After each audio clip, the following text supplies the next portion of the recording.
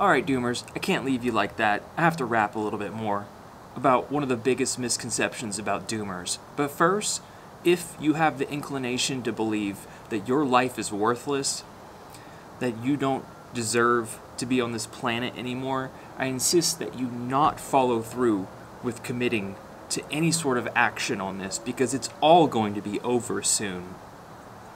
Get me? This is our last decade, and I'm almost tired of saying that, but it's accurate, because all indicators of our planetary vitals are screaming out of control. You don't need to hear that from me. You know already. And you have prominent world figures coming forward and saying this. Still, though, the apathy and lack of action on our collective part is still mind-boggling. To say that one is over this is still inconceivable, because this is the collapse of everything, right? In real time.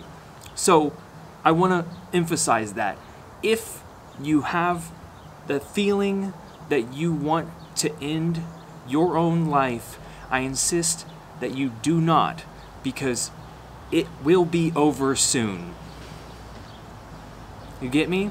And it's clearly obvious that we are running out of supplies, that we're overtaxing the system, that we are in complete overshoot of all systems that we rely on, of planetary boundaries. It's not the stock market or the economy, carbon credits, or anything like that. This is real, tangible things. Okay? Pretty vague there, but being more descriptive, you can look at the Antarctic sea ice volume, the Arctic sea ice volume, Amazon rainforest, the Canadian wildfires this year, droughts in Europe, heat waves around the world. Where is all this anger coming from? Where is all this energy coming from? It is the surreal dystopian experience of living day to day knowing this information. Let me delve a little bit more, okay?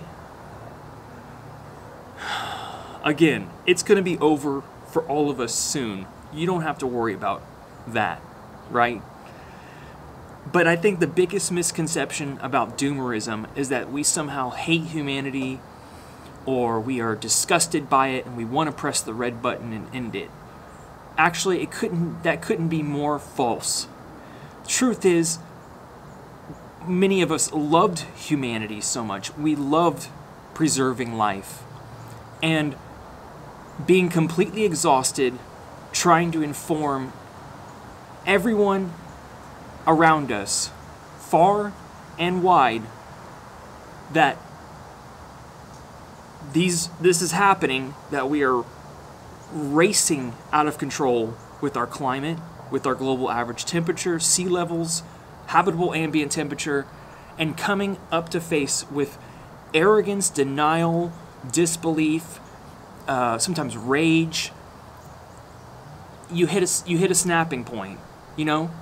Again, I want to say that people that think doomerism is like some kind of mental health disorder or something, no, it was the result of trying so hard to enact change and getting nowhere, okay?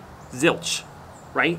And I do mean that, like day to day, still to this day, you know, I'm out and about and I see older guys with their vests on, you know, the accounting types, you know, walking to lunch, completely brain dead, clueless. And I go into a hospital and I see medical professionals, women, you know, with lab coats and their little fancy little titles. What the fuck are you doing, right? You're about to face the biggest health crisis you've ever faced, and you're walking around acting like it's not even there or exists. What is that, all that doctorate, what does all that education matter when you can't even see a threat, right? On and on and on, from service workers, bus drivers, the homeless, the rich, the poor, driving luxury vehicles. I come from a big city in Dallas, and talk about inequality and people driving, you know, Bentleys on the street like there's no tomorrow, right? And so doomerism is coming to acceptance that the apathy and ignorance, arrogance, stupidity on the part of us that we couldn't even imagine a better system, can't even talk to each other about this. When you see no action around you at all, it's kind of like being in a relationship where you're trying to love someone so much, and you're just, it's a, you know, one-way thing, and you eventually get a breaking point where you're like, fuck it, let's get a divorce. Let's end it. Fine. Let's see the water levels run dry. Let's go through the drought. Let's see our food supply squashed. Let's see billions of people drop dead from heat exhaustion in the streets. Let's see mass migration on a biblical scale we've never seen before. Let's do it. Let's go. Right? Let's go. Because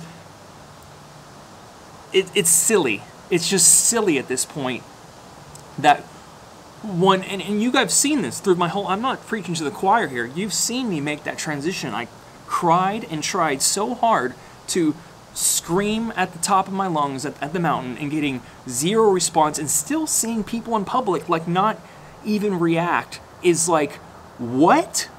This was the moment, you know, we were all told growing up we could encounter cataclysmic, world-changing event. It's happening. It's real. It's been verified by every scientist on the planet, 99.9% certainty, and still we're not even, and never, look, stop. Never mind the fact that we still couldn't do anything if we tried. Well, we shouldn't worry. Well, why be a virtuous person? Because there's no reward. Let that kind of monkey thinking. Well, you should see people as who they are, right? Okay. I'm disgusted. Because we still can't be virtuous just by nature. We can't help just for the sake of help. Oh, there's good people out there. Oh yeah? Well, our culture doesn't encourage it. Western culture certainly doesn't. And all the people I just described, the doctor walking down the hallway, the Gen X, you know, accountant, the guy who wanted to start a fight with me because in Dallas, driving his Range Rover, bald dude, of course, makes $150,000 a year because I told him to get off his phone while driving. Like the stupid shit, and never mind the wars and broken economic system and so many things wrong. Just the pure stupidity on a wide scale, you know, is like, fuck it, let's go. Let's see the rivers run dry. Let's see our food supply get squashed. I want to see your faces. I mean, there was this Christian kid, I mean, just to show you how fucking hopeless it is. There's this young Christian kid, I know this because he wears a big cross at a pizza shop. I think his dad owns a shop. I've already informed him about the crisis, like what this entails, what global warming means for humanity. I gave him a 5-10 minute rundown, just quick and simple. He was just like, whoa, you know, and then I come across him yesterday, and since that encounter, the Pope has recently said that the world is collapsing. We're at a point of no return. And I told him this. I said, literally the Pope, you know, just said that the world is collapsing from climate change. And, you know, his response? Oh, really? And this is just one example, right, of just the stupidity, delusion of, don't look up, nailed it, don't look up syndrome, okay?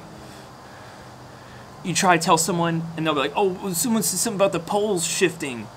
Meanwhile, you know, our biodiversity crisis is spiraling out of control. We're having multiple wars that could escalate into World War III. Like, there are so many threat multipliers that are happening right now, and I get called as like a mental illness from one of my, you know, old high school, like, oh, it's like the housing market, that's what they said about that. I mean, it's like, get fucking real, dude. You know, everyone at this point should have been required to take an earth sciences geology course. And the only reason that I'm awake is because I decided to go back to college and use critical thinking, educate myself, get educated.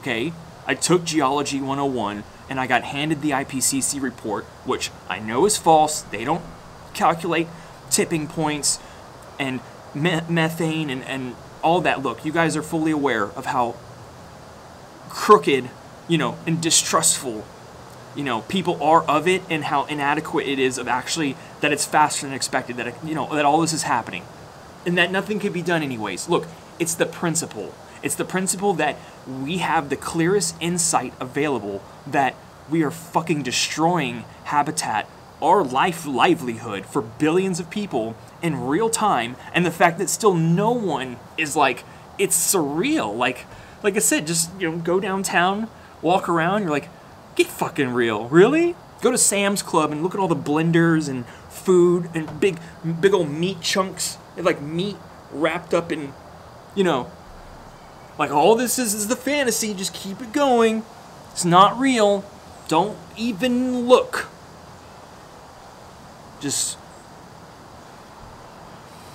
And so, yeah, I wanted to clarify that doomerism is not a hatred for mankind. It's not like nihilism. In a sense, it kind of is, but it doesn't start that way. It usually, unless you're, you know, real sociopath, you know, real neuroses, it starts with caring too much. Of looking around you and being like, wow, I love life. I want to preserve it. I'm going to go stand in front of traffic to make people aware, you know? And then just being constantly just silenced, deadened, you know? Then it's like, fuck it, let's go buy ammo, you know, let's prep, because that's what we want. That's what our collective inaction suggests to me. And I know there was a poll on a Yahoo page about, like, do you see us acting on global warming? And, like, a majority of people are, like, extremely pessimistic. So, like, it's awake, it's aware now. You know, it's present in the society. But any channel, I watch a few gun channels, you know, where it's like, well, we could still, like, enact change and you know, do, you know, if we talk to people, you know, it takes a small step. No, get fucking real. Go downtown, go to your hospital, go talk to some doctors, people who are supposed to protect our health, and ask them if they're even doing anything remotely to confront the crisis. No, we're stuck, we're framed, we're stuck in the system. So, yeah, let's go. Let's collapse. And I anticipate, yeah, by 2028, we're going to see mass casualty death events all over the planet. It's going to be World War III type status, on top of confrontation with China, Russia, you know, food insecurity, the dollar going bust, political instability, on and on and on. On top of that stuff, we're going to have a erratic, completely uninhabitable climate to live in that we've never experienced before. And you can, this is not me saying this, you can, all the data, research evidence is there, and it's worse than expected. So, to recap, don't end your life. It's not worth it. Enjoy your sensory well, what's the point of living? Well, to have a good time. To still, why be virtuous? You know, this stupid, I was living with some jackass like that, like, why even do good stuff if it's not rewarded? Some, you know, yes, support people around you, because it's the right thing to do. But also know, you know, when you go to the grocery store, when you see all the poor and the downtrodden, it's like, we all have it coming. There's no reason to feel shameful or feel like your life is worthless or have panic attacks. Feel entitled that you should feel depressed about anything now, because we're gonna fucking lose everything. And that's what the data indicates. That's what real scientific data and consensus indicates. Alright? I want to leave you with that. Don't end it. And doomerism doesn't come from a place of mental illness. It comes from a place of caring too much and then hitting a brick wall and turning around and being like, well, fuck it, let's go. You know? Let's collapse. Is that what you guys want? Is that what the doctors want? The accountants? The manufacturing guys? The guy who, you know, goes and makes plastic at 2 in the morning? Everybody, all of us in this stupid intertwined system that we designed for ourselves as a result of widespread agriculture and the discovery of fossil fuels, ego, greed, and stupidity, just boom, squashed together into mass death. Definitely by 2040, but I anticipate full-scale chaos by the end of this decade. You can count on it. Yes, I'm educated. Yes, I went to college. And I'm verified by people all around the globe who've read the same information. Alright, you got that? You got that? Don't end it. We don't have a mental illness. This is acceptance. I'll talk to you soon.